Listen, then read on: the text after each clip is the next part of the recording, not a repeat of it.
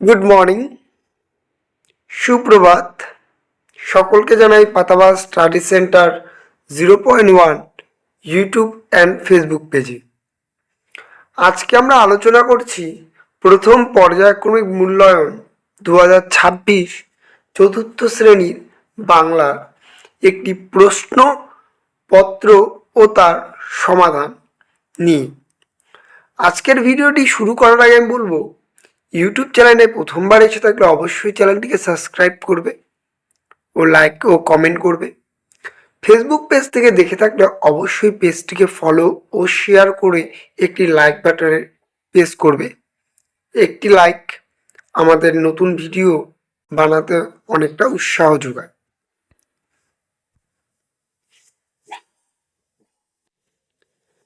চলো তবে আর কথা না বলে আজকের ভিডিও শুরু করি, যেখানে আমরা সমাধান করব। প্রথমে বলেছে, দেখো, সবার আমি ছাত্র কবিতার প্রথম 4 লাইন মুখস্থ করে লেখো। তোমরা ঠিক এভাবে লিখবে। প্রথমে লিখবে সবার আমি ছাত্র, লিখে নিয়ে তারপরে লিখবে প্রশ্নের উত্তরটি, যে আকাশ আমায় শিক্ষা দিল উদার হতে ভাইরে, কর্মী হবার মন্ত্র আমি বায়ুর কাছে পাইরে। 2 নম্বরে রয়েছে শব্দার্থ লেখো। করের দাগে রয়েছে মন্ত্রণা, যার অর্থ হলো উপদেশ। খ নম্বরে রয়েছে পাঠশালা, যার অর্থ বিদ্যালয়। গ নম্বর বলেছে খটকা, যার অর্থ হলো নির্মলিকা। এবং ঘ নম্বর শেষ অর্থ সেটা বলেছে বিপুল, যার অর্থ হবে অনেক। 3-এর দাগে রয়েছে বর্ণ বিশ্লেষণ করো। ক নম্বরে রয়েছে অভাব, লিখবে তোমরা স্বরেয় যোগ ভ হসন্ত যোগ আ যোগ ব হসন্ত যোগ অ। 3-এর ক্ষয়ের দাগে রয়েছে ক্রমাগত, যার বর্ণ বিশ্লেষণ করলে হবে ক হসন্ত যোগ স্বরেয় যোগ বস্নর হসন্ত স্বরেয় যোগ ম যোগ স্বরেয়া গয় হসন্ত যোগ অ যোগ ত যোগ অ। 4-এর দাগে রয়েছে বাক্য রচনা করো। 4-এর ক নম্বরে রয়েছে শিক্ষা। শিক্ষা দিয়ে বাক্য রচনা লিখতে পারো, শিক্ষা আমাদের মৌলিক অধিকার। 4-এর খ নম্বর লিখতে পারো বুদ্ধিমান দিয়ে একটি বাক্য রচনা লিখবে, রাম খুব বুদ্ধিমান ছেলে। 5-এর দাগে রয়েছে একটি বাক্যে প্রশ্নের উত্তর দাও। প্রথম প্রশ্নটি অর্থাৎ ক নম্বরে রয়েছে তত্ত্বচান শব্দটির অর্থ কী। এটা তোমরা জানো, তত্ত্বচানের অ্যাডভেঞ্চার গল্প থেকে এসেছে। এর অর্থ হলো আদর বা ভালোবাসা।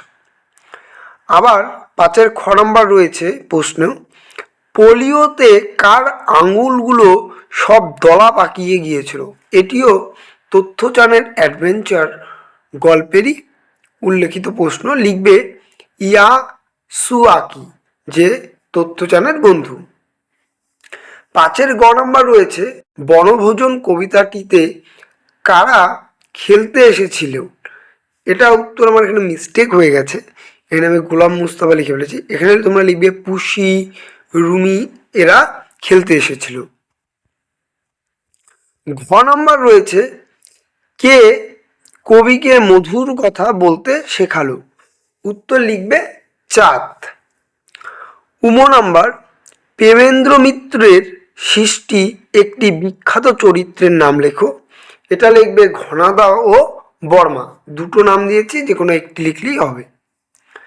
তারপরে 5-এর চ নম্বরে রয়েছে লুসাই পাহাড়ে বিস্তার কতখানি জায়গা নিয়ে। উত্তর হবে 7,000 বর্গ কিলোমিটার। 6-এর দাগে রয়েছে 6-এর ক নম্বরে রয়েছে, যেখানে বলেছে নিচের প্রশ্নগুলির উত্তর দাও। এখানে বলেছে পাকুয়া নদীর বর্ণনা দাও। লিখবে তোমরা বনের খবর গল্প থেকে জানা যায় এটি একটি গভীর জঙ্গলে ঢাকা নদী, প্রায় 70-80 হাত চওড়া, যাতে 1 কোমর জল থাকে। তারপরে বলেছে ঘ নম্বর, যে ব্যঞ্জন ধ্বনি কাকে বলে? উদাহরণ দাও। লিখবে যে সব ধ্বনি উচ্চারণের সময় ফুসফুস থেকে আসা বাতাস মুখের ভিতরে কোথাও না কোথাও বাধা পায় বা আটকে যায় তাকে ব্যঞ্জনধ্বনি বলে। উদাহরণ যেমন ক, খ, গ, চ প্রভৃতি। এই ছিল আজকের ভিডিওটি তোমাদের কেমন লাগলো অবশ্যই জানাবে। চ্যানেলে প্রথমবার এসে থাকলে অবশ্যই ইউটিউব চ্যানেলটিকে সাবস্ক্রাইব ও বেল আইকনটি প্রেস করবে। ফেসবুক পেজ থেকে দেখে থাকলে অবশ্যই পেজটিকে ফলো শেয়ার করবে। চলো তবে দেখা হচ্ছে নতুন একটি ভিডিও নিয়ে। ততক্ষণ ভালো থাকবে, সুস্থ থাকবে, সর্বোপরি পড়াশোনা করবে।